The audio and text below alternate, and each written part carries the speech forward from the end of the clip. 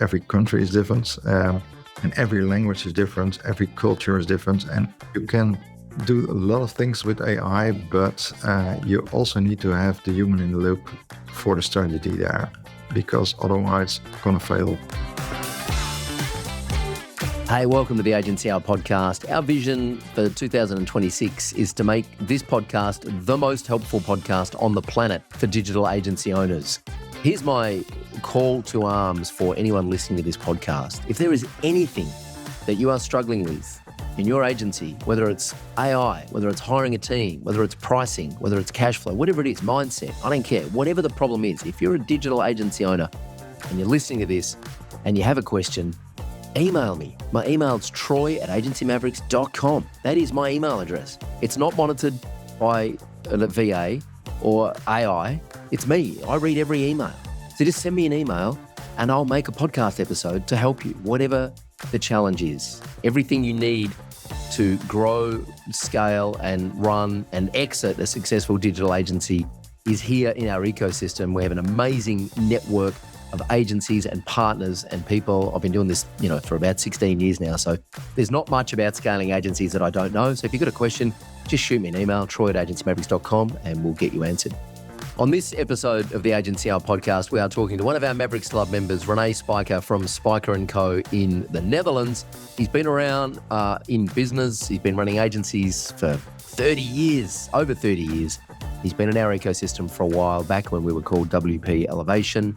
And he's here to talk about how AI is changing things, how he's approaching it, what he does, who he does it for. This is my hope for you is, I've been saying this for over 15 years now. My hope as a result of this episode of the podcast is that you realize the most valuable person in this whole agency ecosystem is the person that sits between the client and the technology, regardless of what the technology is. Back in the day when WordPress happened, web developers were like, well, there goes our job. They're not going to need us anymore because they just download WordPress and it's a content management system. Of course, what happened as a result of that? There are more agencies on the planet than ever before because clients needed help with WordPress. And then page builders happened. And all the WordPress agencies went, well, now we're out of a job because they're just going to download WordPress and use Elementor or Beaver Builder and build their own pages. And of course, what happened? Well, there were more agencies than ever because more clients needed more help with the technology. Now AI is happening. And everyone's going, well, I'm out of a job. They're just going to use AI to do it themselves. And what's happening? There's more agencies than ever because clients now know what's possible. They've seen a glimpse of what's possible with AI. They don't have time to figure it out. They don't have time to do it. They just want an outcome. And so they need you to help them. Now, I'm not saying you need to be an AI agency. I'm just saying you should be using AI to increase your productivity and add more value to your clients. Now is the best time in the history of the planet to be in the agency business. With the technology at your fingertips, you can scale a 7-figure-a-year agency with 3 staff, right? That is my challenge for everyone listening to this. If you're already a 7-figure-a-year agency, let's add another 7 figures with only 3 extra staff. It's totally possible. And that's a mission that I'm on personally. We have launched another agency. I've started another agency here, and we are only serving our existing agency clients. So think of us as the mechanic that fixes the mechanic's broken down car in the front yard. We are the agency that works inside agencies. And my mission is to get that agency to 7 figures a year at least a 75% net profit. Yeah, totally possible. And that's the mission that I'm on, just for fun, just to prove that I can do it, and also to hopefully share the journey with everyone listening to this. So without further ado, I'm just going to remind you, if you've got any questions about running your agency, email troy@agencymavericks.com. I will email you back, and hopefully I will answer any of your questions in a future episode. I'll do my best to do whatever I can to answer your questions in an episode or on a YouTube video, but I'll email you back and let you know. And double down. Now's the best time to be running an agency. So double down, avoid distraction, plan the work, make sure you've got a quarterly plan, and then work that plan. Yeah. All right, without further ado, let's go and meet René Spijker from Spijker & Co. For those that don't know, and for me, how do I pronounce your name correctly? René Spijker? Yeah, it's Spijker. There we go. Spijker. So the J is completely silent. There we go. Yeah, okay, great. And where are you based? René? I'm in Buren. It's a small town. I think 45 minutes from Amsterdam. Oh, cool. Awesome. Is it the same direction as Leiden from Amsterdam, or is it different? It's southwards, so it's more to Eindhoven, Maastricht. Okay. It's more to Paris, Brussels. Okay. Got it. direction. So it's more west, is it, or east? Leiden is more west. Okay, got it. Yeah. I went to WordCamp Europe in Leiden long time ago. I don't know. I can't remember what year it was. I have to confess something. I've never been more stoned in my life than when I went to Leiden. Me and three friends, I won't say who they are, but me and two friends actually, we're at WordCamp Europe.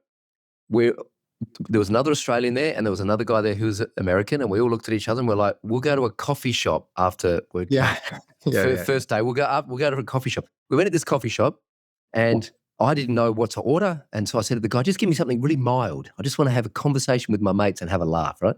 Yeah. And he gave me this joint called a Black Widow. I said, that doesn't sound mild. That sounds like it's going to knock me over. And he said, no, trust me. I said, okay, fine. So I had this little Black Widow and it was beautiful. We had a great night. Oh, great. And the next night we said, well, we're just going to do that again, right? So we went back to the same place. I ordered the same thing. Within 5 minutes, I could not stand up. Yeah. I don't know what happened. But I'm sure I'm not the only person that's experienced that in Amsterdam. In fact, I can tell you there were quite a few people at that WordCamp trip that had a few trouble putting a sentence together the next day. Anyway, now, for those that don't know, who are you and what are you doing here on the Agency Hour podcast? Yeah, I'm René Spijker. I have an agency in Buren. It's 45 minutes from Amsterdam in the Netherlands. And I'm a member of the Mavericks club. So we're going to chat about our agency, I think. Yeah, absolutely. When did you start the agency? How long have you been running it? 1991. So that's more than 30 years ago. Hang on. Wow. Hang on. Was it like what was it in 1991? Were you selling newspapers? Was it a digital agency? What did it look like in 1991? You didn't have any digital agencies then. I think we built the first websites in 1995. I think my family is a printing family. So my brother and father had a printing shop, and I worked there for 1 year. And it was a time that the Apple came out with the Mac CI. I think that was the first one, or something like that. But all the other printing companies are still in putting the text manual together with films, plates, and things like that. And the Mac came out, and I was, I think, 20 years old. And I told my family to buy us a Mac, and that cost us, I think, it's now $30,000. Wow! Yeah. So that's the starting of the PostScript age for the printing industry. That's when my company started. So wow. We're a similar age. I think you might be a little bit older than me. I was kind of graduating, leaving high school in 1990, 91. Kind of grew up with the VIC-20 computer. Then we had an Amiga 500. Then we had, and then we got into desktop publishing. I remember desktop publishing was like, wow, the CD-ROM. It was like multimedia. It was mind-blowing what you could do. What services were you provide? Were you printing like annual reports or brochures or catalogs? What were you doing? Yeah, it was all kind of things. It were newsletters, magazines, brochures, flyers, business cards, all kinds of things. Because the world wasn't that advanced as it is now. So all was done with proofs on faxes and dial-in modems came up, I think, in around 1995, something like that. Yep. So I started out with a Commodore 64. Yeah. And there I saw the first drafts of desktop publishing, and I was blown away about the capabilities and what you can do with a small computer instead of the big ones we had at the company. So we bought a Mac in 1991 and started with that. Excellent. I think it was about 93, I reckon, or 94, just before I moved over to Melbourne. I was working, selling advertising space in a music magazine in Adelaide called Rip It Up. And I would literally selling blank space in a magazine. And it was either a half page, a full page, a quarter page, an eighth page. And then you would send the client a bromide. You would fax them the bromide, which is the proof of their ad. They would approve it. They would fax you or ring you the approval back, and then it would go into, and I think at the time, I think the guys might have been using Quark Express to lay out the magazine on a big computer. I was fascinated. I mean, I didn't make any money in that job because I wanted to hang out in the studio all the time and watch them build the magazine. And they're like, you need to be out on the road selling advertising space so you'll have a job, right? I didn't last there very long. Okay, and so fast forward now, you're running a digital agency. What do you predominantly sell to clients these days? Probably strategy plans and content marketing. Because my clients a lack of strategy. I serve mid-sized clients, clients with 35 a staff of 35 to 200, 300 people. They don't have an own marketing manager in-house, and they have an assistant sometimes. And we do the strategy, we write the text, we do practically everything for them to get them on the market. And do you have any clients today that you had in the early 90s still? Or any connection, like any children of clients that you had in the 90s that you've still got now? Yeah, there's still people hanging around from the early days. Yeah. Wow. And so I want to talk a little bit about how things have changed. As I said, you and I are a similar vintage, and what's happening with AI now is just like, I mean, when we were kids, man, you just could not have imagined how smart the robots were going to get, right? We'll talk about that in a moment. But when you first decided to go digital, like, I'm curious, how have you managed to change your skill set over the years, and also your team? How have you managed to kind of reconfigure who you work with and your team and upskill them over the years? Yeah, well, I was always curious about new technologies. That helped because we had a lot of changes since 1991. The websites were one thing. I think 1995 was the first website we built with PageMill from I think that was Apple, or Elders PageMaker had that.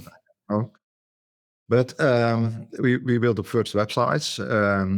I started off an internet company, a website building company aside, that later joined our company as again. But then you get digital print. You get that was a big step forward. And well, web design was always there, and the changes in web design are incredible as well. But I always trained my team to take some time to learn new things. And I always talked about my experience because I also was experimenting with new techniques and see other things. And in our weekly meeting, we always talked about it. And so the company evolves in the years. And we had some rough times as well because when everything goes when everything became digital, I had to let people off because I had too many people in my company. And that was a shame, but yeah.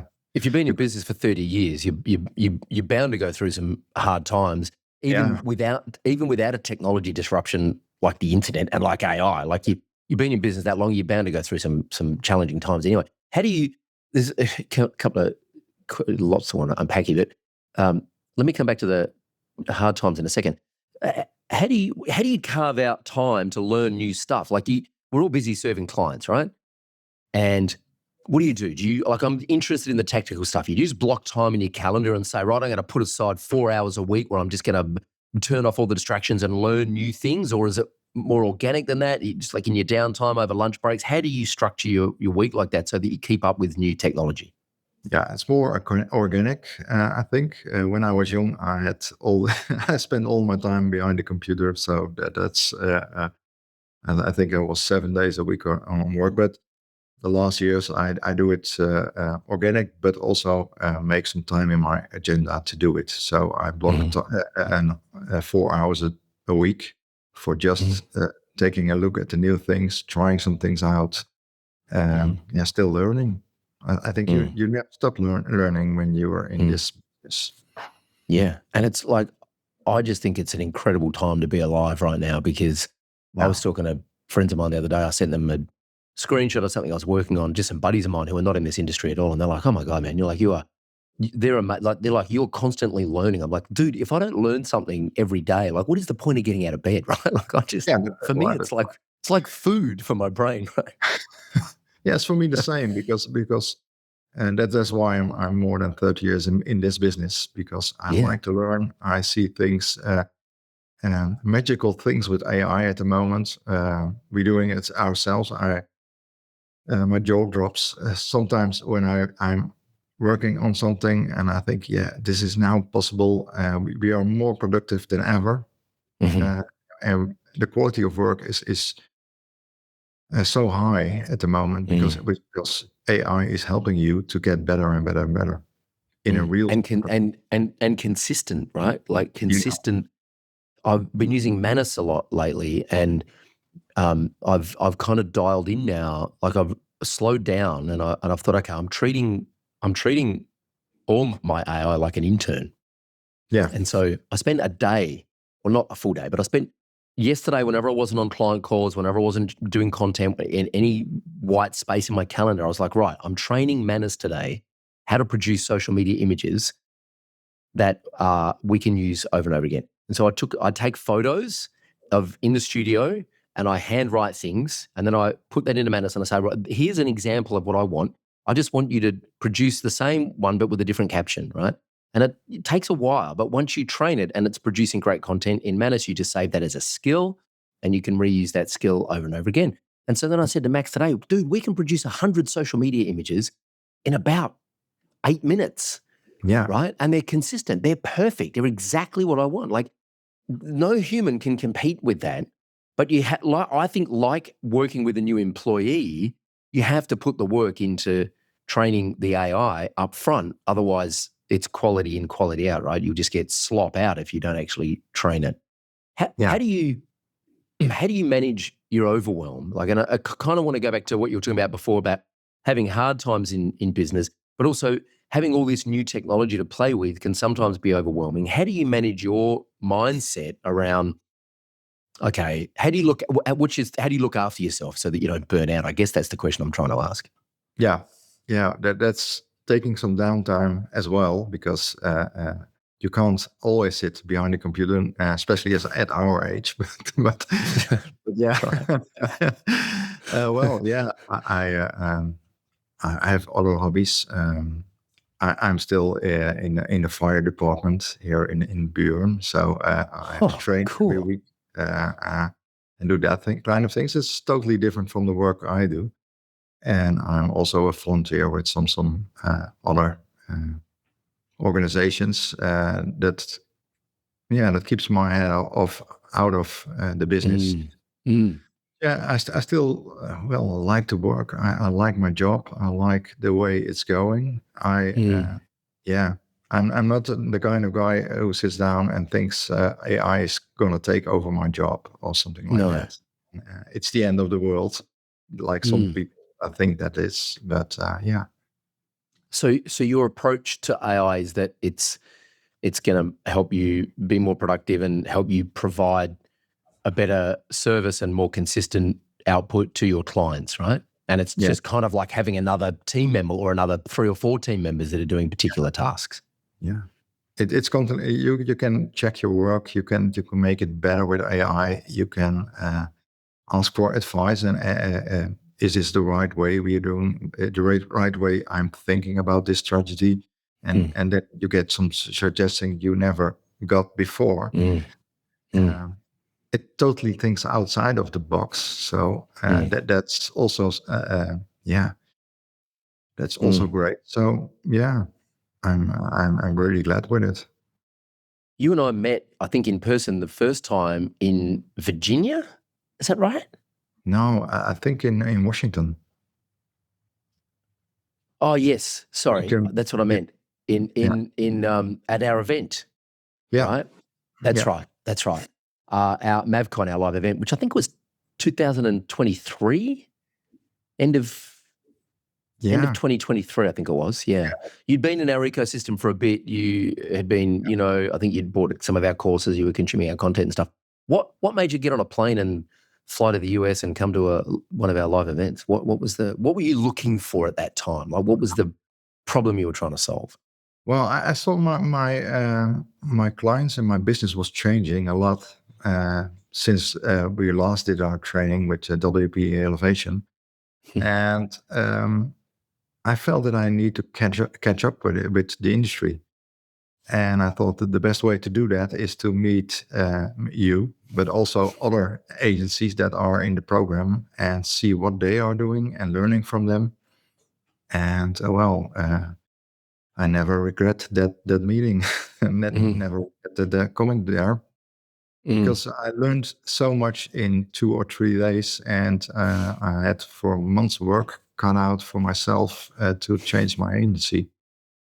Because if you don't change your agency on time, I think you're gonna get less clients, and you have to lay people off and something like that. But I always try to keep up or be somewhat in front of the agency world. So I'd like to say I was the smartest person in the room at that event, but I wasn't. There was Thomas Amos, Adam Silverman, Johnny Flash, Jen Sikowski. There were a lot of really smart people at that event, and Tim from Thailand, and a lot of really smart agencies in the room as well, including yourself. And I think certainly for me over the years, those events have been, you can hang out online all year, but when you meet in person at those events, they're transformational because you just spend like 72 hours talking to other agency owners, telling not only like business stuff, but just telling life stories and connecting with people and realizing that we all come from a very similar background.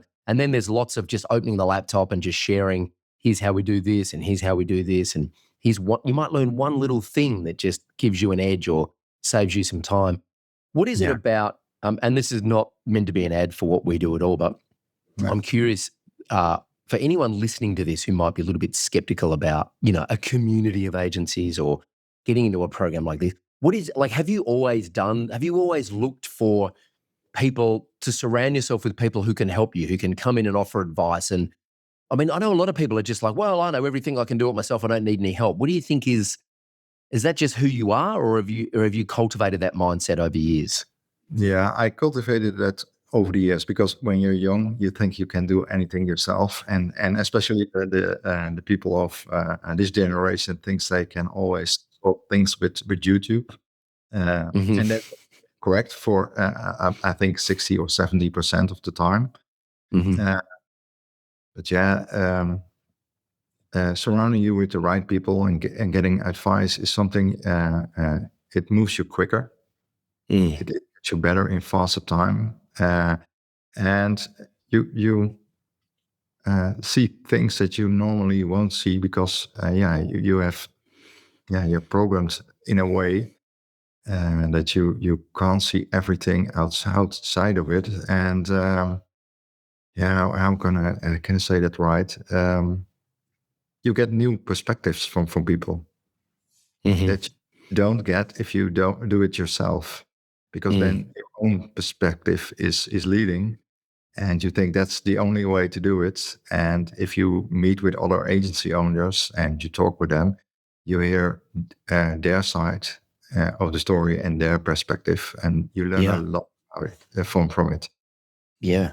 Some of the most valuable conversations I've had are with mentors of mine who have whether they're coaching businesses or software or agencies or whatever business it is, who have a bigger team than me and who have come across problems that I haven't even thought about yet. I didn't even know they were problems. I don't even know that would happen, right? And I have friends of mine who have had big teams in the past and who have shrunk their teams dramatically with AI. A buddy of mine owns a software company. He shrunk his team from 35 to 8, right? Because he's using AI to write all the code. And he's like, dude, I sleep way easier now because I'm not looking after 35 people on my team. And I never thought about it like that. It's like you do feel responsible for your team and you do kind of have to look after them, not only like pay them, but you need to kind of look after them emotionally and psychologically and make sure that they're performing and make sure that they're looking after themselves, and do that for 35 people is a lot. Tim Kelsey does it for over 100 from Pronto Marketing in Thailand, one of our coaches here.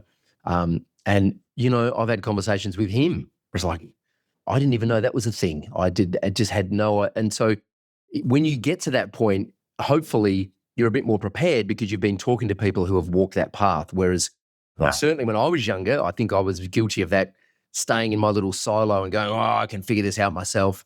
And you can figure a lot out by watching YouTube videos and listen to podcasts, especially now compared to, 30 years ago. But I think having someone sit down with you and figure out what to do next and help you get it done, I think is an invaluable experience, particularly if everyone in the ecosystem has the same kind of business model, right? There's no dentists here or vets. We're all agencies, right?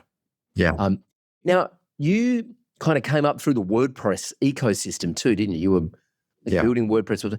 Are you still, I'm curious, are you still using WordPress to build websites? Do you think, is it? Still building in WordPress with Elementor now.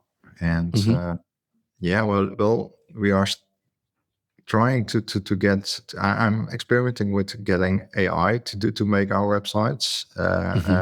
For the most part, we're still designing ourselves with the help of AI, but trying to get a working website with AI and maintained with AI. And I think we are not far from it. I think next year or in 2 years, people will make websites in the right way, just with AI, I think. And do you think WordPress is still a legitimate? I ask this because I'm having this conversation a lot with people who are in groups, in Facebook groups, in chats, in Slack channels. People are asking a lot, should I be doubling down on WordPress now, and I don't know the answer to this. I've tried to, vibe code some websites and bring them into WordPress. It's pretty clunky at the moment. I don't think there's a great solution to vibe code Elementor sites yet. Maybe I'm missing something, but do you think WordPress is still do you think we're still going to be using it in a couple of years' time, or do you think we'll be vibe coding our own content management systems in Bolt or Replit? Yeah, it's hard to say because I saw the new Elementor with AI in it, the first testing of that, and that looks promising too. I did some vibe coding with WordPress and Elementor. It works. It's not there yet, but it's close because I can make designs together with AI and get templates for Elementor out of it, and they are, I think, 85-90% correct. Then you have to change only 10% of it. So it's going the right way, but I don't know if you need an underlying CMS like WordPress in a few years under it. So that's probably we were developing the CMS with the website as well in one go, because it's easier, it's faster. And I think that the results is that the website is much faster at it is. I mean, I'm going to ask you some technical questions in a minute, which you may or may not be able to answer. And I know this is super nerdy, but I I can feel it. I know there are people listening to this podcast having the exact same experience now. I haven't built a website for a long time. My wife has gone out on her own as a psychologist. She's like, I need a website. I was like, I'll build you one. That'll be fun, right? Do it in WordPress, do it in Elementor. Far out. It's a lot of work. And I've been vibe coding stuff in Bolt over the last few months. So I said to her a couple of weeks ago, I said, you know what? I'm just going to start from scratch. And I vibe coded her a website in Bolt. It took about an hour and a half, and she's super happy with the result. And I'm just Bolt Cloud now, which is essentially Netlify hosting on the front end, Supabase, and GitHub. I've got the code in a GitHub repo, and Bolt is my kind of browser-based IDE, if you like. Mm-hmm. I'm like, this is it, babe. Like, you're not going to blog. It's a static website. There's no plugins. I've got resend set up so the contact form goes to our email address. We're done. Like, I don't need to put this on WordPress, right?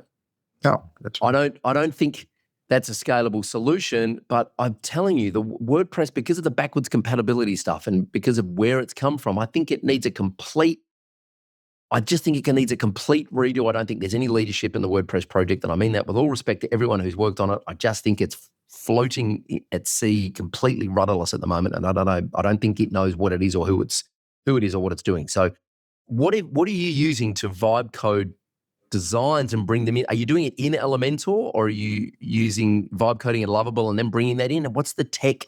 Do you know, or are your team doing this, or?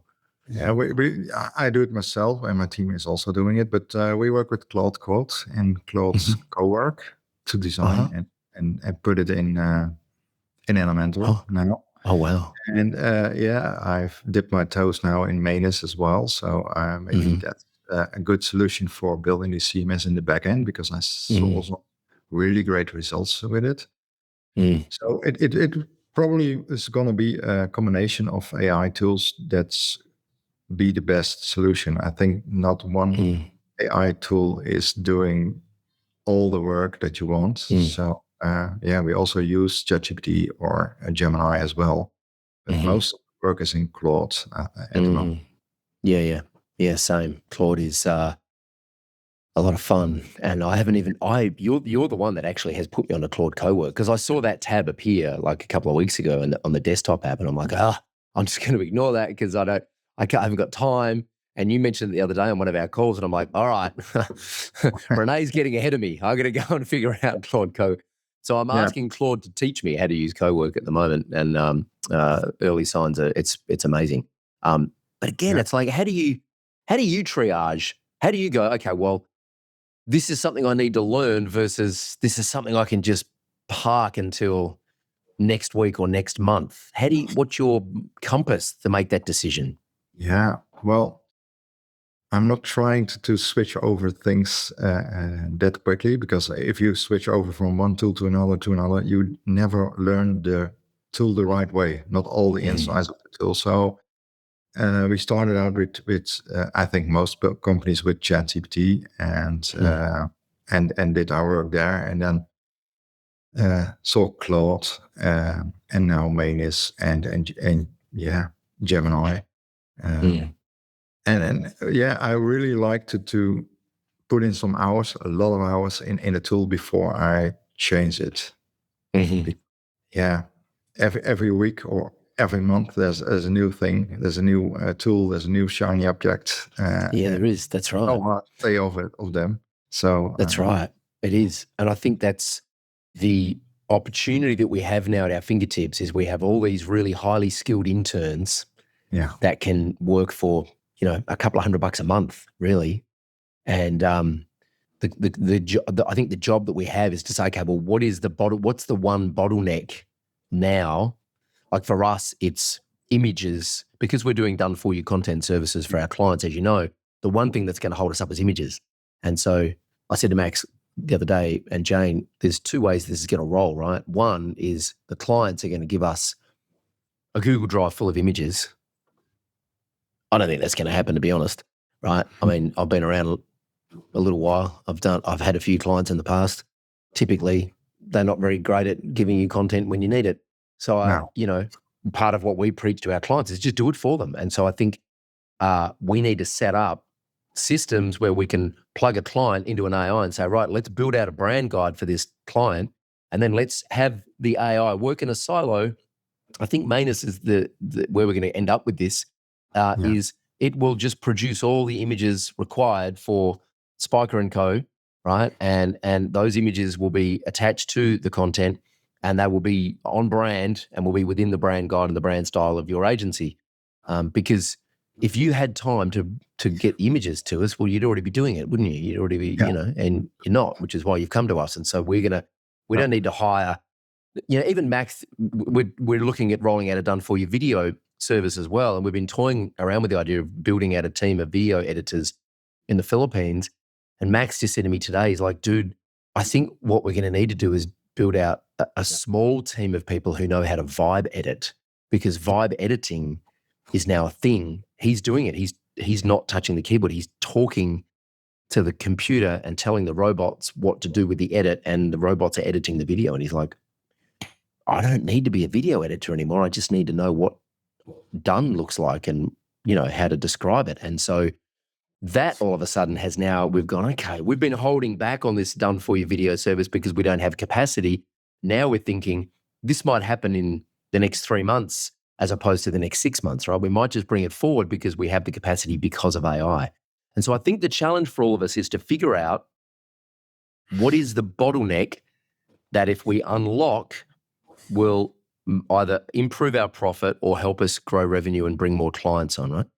Yeah. What I'm curious about is how productized is what you do for your clients? Like, do you have clients come in where you just kind of have to do custom bespoke stuff for them, or is what you do for your clients pretty much the same all the time? No, it's mostly bespoke because people come with us with the complete package of questions. There's not only SEO, not only a website, but it's mostly a marketing issue or a big branding issue at that moment. So it's bespoke, but we are the last 2 years we did productize a lot of them, but we made a system you can pick things out, and then it makes a complete package for a client, and one client is somewhat other than others. But we're trying to productize as much as we can, because then you can automate it with AI.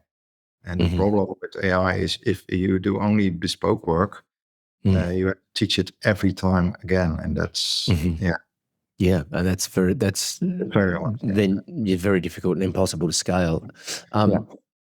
Now, how do you know what to do with the team? Like, are there services that you just don't provide? We just don't do that because it's not within our wheelhouse, and are you happy to say no, we don't do that and refer people on, or are you trying to be everything to everyone? No, there are things that we are not doing, but that's mostly manual work, I think. Like signage and that kind of things. And we are outsourcing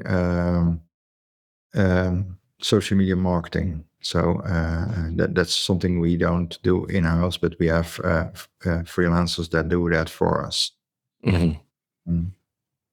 But I must say that with AI, that's also coming closer to us now, because AI can solve a lot of the problems as well. And you see also in social media marketing and social advertising that AI is becoming very big there.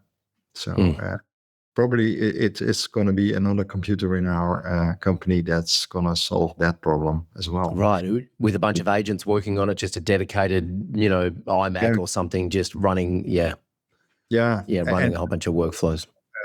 Also I have some AI programmers externally, because there's so much going on in AI that I can spend all days on it right. Or I can talk to people who do that for us. Right, and we just don't have time to build all the things that we want to build, even though AI is so fast. We just don't exactly. This is what I'm realizing too, is the opportunity cost, isn't it? Of you could spend 20 hours a day talking to AI on the computer, and you still wouldn't have all the time to do the things that you want to do. No. I know you've partnered with E2M a little bit. They're a big partner of ours. They do have AI services, and I'm now at a point, I think, where I've built some stuff where I'm like, I just can't get this over the line. Like, in order for me to get this over the line, and also I'm a hack of a developer, right? So there's probably security vulnerabilities right through this thing. So I need someone to look at it and go, this is not production ready, but we can get it production ready. So I'm pretty close to pulling the trigger on getting one of E2M's AI guys in here to work with me, because I'm just at capacity, right? I'm just stuck now. Like I just can't get it done. Yeah. And that's just internal stuff. I'm not even talking about doing anything for clients, just internal work. When true agentic AI, like I've got a bunch of little apps on my Mac that I'm trying to get off the keyboard completely. I'm just trying to talk to my computer with my AirPods and have it do things. A few things, Little Bird's working pretty good. It's like scheduling appointments for me. It's checking emails. It's responding to emails. And I'm just talking to it. It watches what I'm doing on the screen, so it's got good context. It's not bad, but when true agentic, this is a futurist conversation or question, but when true agentic AI happens and we don't actually need to type on the keyboard anymore, how do you think that's going to change the way that we work if we're not trapped looking at a screen and we can just talk to the AI? How do you think that's going to... It will make the productivity of yourself and your company skyrocket, I think, because then you need to have people talk to the AI and watch if what the AI delivers is the right stuff. And all the things in between, so the production things, that's going to happen with AI, I think. So what you need to invest in yourself is to be, you must be strategic. You must know what you need to deliver to a client to get results. And AI can help you, but you still need to do it yourself because every client is different, every country is different. That's also something we are having a lot of clients that have multiple agents or departments in the rest of Europe, and every language is different, every culture is different, and you can do a lot of things with AI, but you also need to have the human in the loop for the strategy there, because otherwise it's gonna fail. And even with things like GDPR and I know that I remember being at WordCamp Europe and talking to some of the German companies there, and they're like, dude, WooCommerce is just like, at that point, was just not compliant in Germany. It was like in terms of e-com, there's like so many regulations that are very specific to Germany, right? And so, I vibe coded it with Lovable is not going to hold up in court, right? That's right. Yeah. So that's all. You also need a human in the loop, I think. But for your company, it means your agency is changing from production workers to only strategic workers and people who know stuff instead of doing things that they are being told to. Yeah. 100%. 100%. When WordPress happened, I remember I built my first content management system. I wrote it in PHP and MySQL in Notepad Plus on an old Sony Vaio laptop. And then WordPress happened. I was like, holy shit, I can do in half an hour what took me 6 weeks to build this thing, right? And then custom post types happen, right? And then page builders happen. And I remember when Beaver Builder landed, everyone was like, oh, we're out of a job. No one needs a WordPress developer anymore, right? WordPress has just grown, like WordPress agencies have grown and grown. Then Elementor happened, right? And then ClickFunnels happened. And then now AI's happened. I've been saying this for over 15 years. The most valuable person in the whole ecosystem is the person that sits between the client and the technology. Yeah, that's right. And he's still going to sit there because the client doesn't know how to do this and doesn't want to know how it's done. It just wants results and wants to run its company and not your company. Yeah. You're working with bigger clients. I will admit, you are working with, I would say most of the people that I talk to in this space work with small business owners, right? You're working with slightly bigger clients. Yeah. What is a lot of people are scared to go after mid-market clients because they feel like the stakes are higher. I'm going to be charging more, but now there's more responsibility. If you could go back and talk to a young up-and-comer who's starting an agency and they're in their early 30s and they're just, what's the mindset between dealing with a small business and going after a mid-market client? How's it different? Yeah, well, actually there is, the difference is that you come with strategy in front of it. So if you work with smaller companies, and we did it ourselves a few years ago as well, you only go for the results. So people come for a website, you build a website. People come for Google Ads, you make Google Ads. And now the change is that you first going to talk to the client. Is that really what you want? Or is it you want more clients? Or is it you want more workers in your company? Because there's you can't get for some jobs you can't get people here in the Netherlands or in Europe because there are not enough of it. So that could be the problem. But then the solution is not always build a website or a web page or put some ads online, and then it's not solved because everyone is doing that. So you need to talk with them about the strategy to get more people for that company or get more clients for the company. And then you find out what the real problem is of that company, and then you're going to build stuff. And that's the change you have to do. You do a lot more work to get such a client, but after that, it's far easier because all the plans are there. You can you have less communication about what should I write on that website, or do you need this, or do you need that? Because it's all in the plans, and you only have meetings with the client about how it's going, how's the weather, outside, things like that. Yeah. Because it's almost running on itself. Yeah. Right. And at that point, you're investing in the relationship with the client. Yeah. You're not answering questions like, why isn't the thing being done? Because you know, with this great saying here, plan the work and then work the plan. Yeah. Right. And a lot of agency owners just are too scared to sell that planning stage. We call it paid discovery. People just don't sell that up front because they don't think people will pay for it, right? But the moment that you sell it up front and the moment that you install that in your agency, you watch a lot of other things in your agency run smoother. Your team is happier. Expectations are easier to manage. And the client is happier as well and stays for a longer time. And you get more work out of them because they are happier. That's the real thing. And if you only work with small clients, well, you deliver your website, you will see them mostly for a year, and not for a year or 2 years, and then they come back, something is broke or they need to change. That's right. Yeah, 100%. So much communication and you need so much clients then. We have a pretty small amount of clients, but they are big and it's easy to work with them. It's very, I have a steady income of work here. And it's recurring revenue rather than just project revenue. Yeah.